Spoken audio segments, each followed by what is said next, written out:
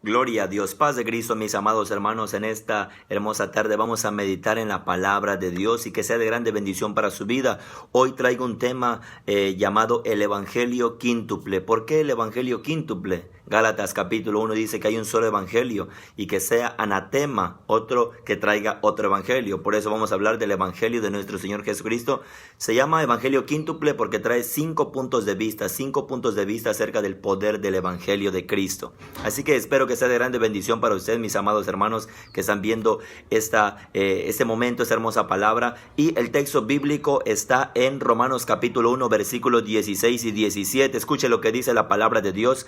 Porque no me avergüenzo del evangelio, porque es poder de Dios para salvación a todo aquel que cree, al judío primeramente y también al griego, porque en el evangelio la justicia de Dios se revela por fe y para fe, como está escrito, mas el justo por la fe vivirá. Así que esta enseñanza se llama el evangelio quíntuple. Vamos a ver 5 puntos de vista, el poder del evangelio de nuestro Señor Jesucristo. Recuerde que esta enseñanza es para edificación, para bendición. Es una enseñanza porque aparte es una prédica y aparte es una enseñanza. Una prédica son como pequeños proverbios, pequeños frases poderosas que traen muchísima enseñanza. Y una enseñanza nada más enfocada en un tema es como agarrar un pollo y desmenuzarlo. Así que de esta palabra vamos a sacar una enseñanza para la gloria del Señor Jesucristo. ¿Por qué el evangelio quíntuple? Punto número 1, te voy a dar la columna vertebral de esa enseñanza. Número 1, el evangelio de la regeneración. Él cuando te llama, te saca del mundo, te saca del reino de las tinieblas, te regenera, te hace una nueva criatura. Punto número 2, el evangelio de la llenura del Espíritu Santo. No solamente el Señor quiere que te conviertas a Cristo, sino que seas lleno del Espíritu Santo para cumplir tu propósito en la tierra, cumplir tu ministerio en la iglesia y tu misión en el mundo. Punto número 3, el evangelio de la sanidad divina. Jesucristo es el mismo de ayer, de hoy, de por los siglos. Así como ayer sanó, hoy sanará y seguirá sanando.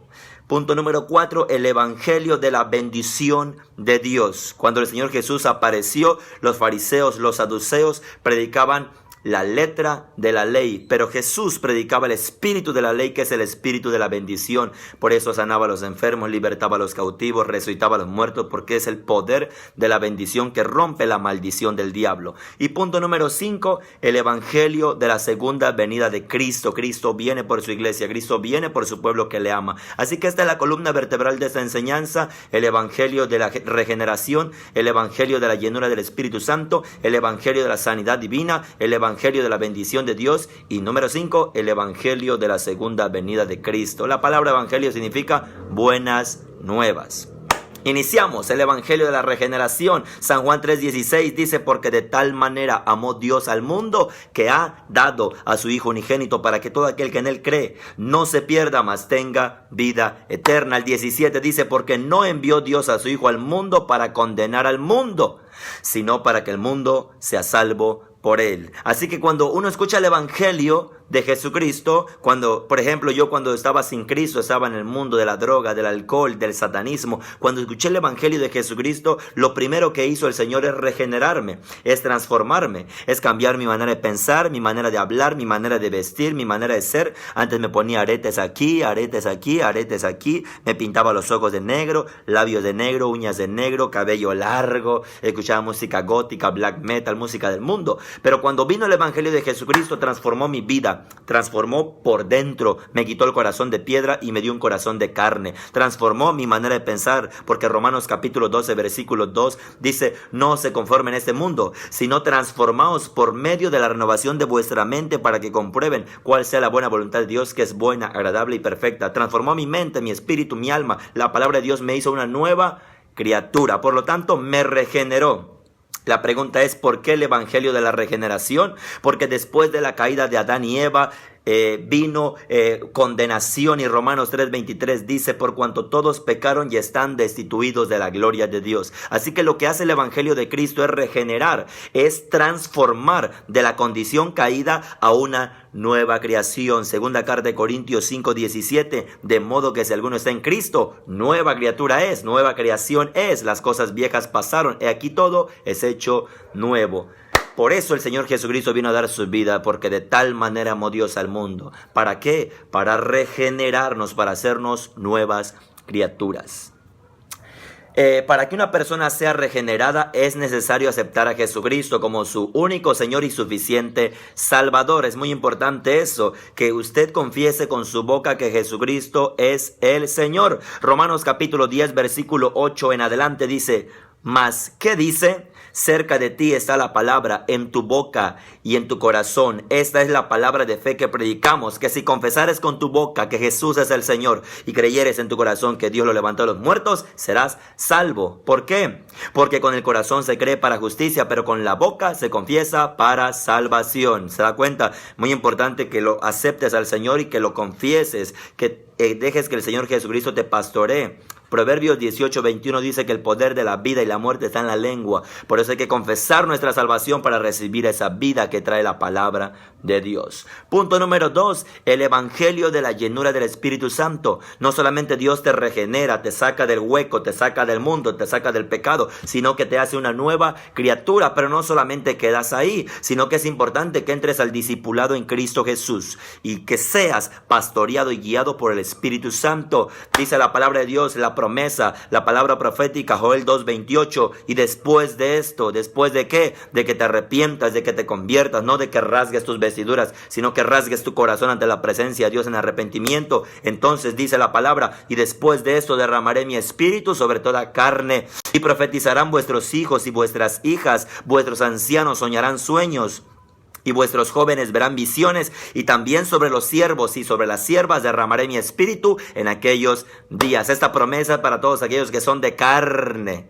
Esta promesa es para los siervos y las siervas. Habrán visiones, habrán sueños. Pero esta promesa se cumple en Hechos capítulo 2. Dice la palabra de Dios.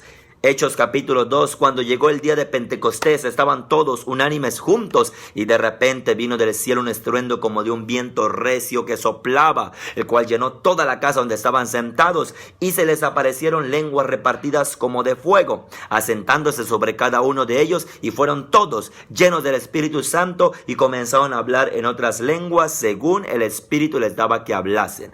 Aquí está la profecía de Joel, y aquí está el cumplimiento en el libro de Hechos capítulo 2. Así que el Señor Jesús no solamente te va a regenerar, sino que quiere llenarte de su presencia, quiere saturarte de su Espíritu Santo para que seas capacitado. El Espíritu Santo te va a dar la revelación de tus dones. El Espíritu Santo va a usarte y te va a dar un ministerio. El Espíritu Santo te va a capacitar, te va a dar la unción, la revelación, la sabiduría, la palabra profética para seguir adelante sirviendo al Señor. Para vivir una vida victoriosa no alcanza solo en creer en Jesucristo y ya, sino que debemos recibir la llenura de su Espíritu Santo.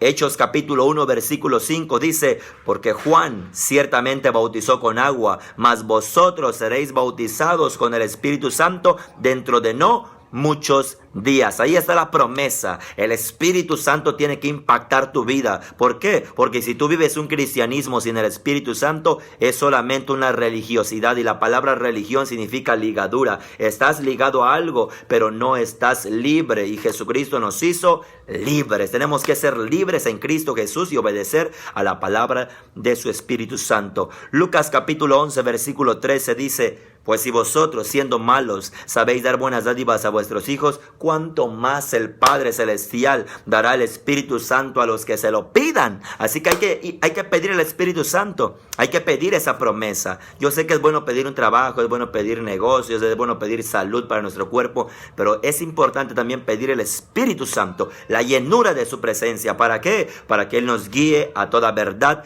y a toda justicia. Punto número 3, el evangelio de la sanidad divina.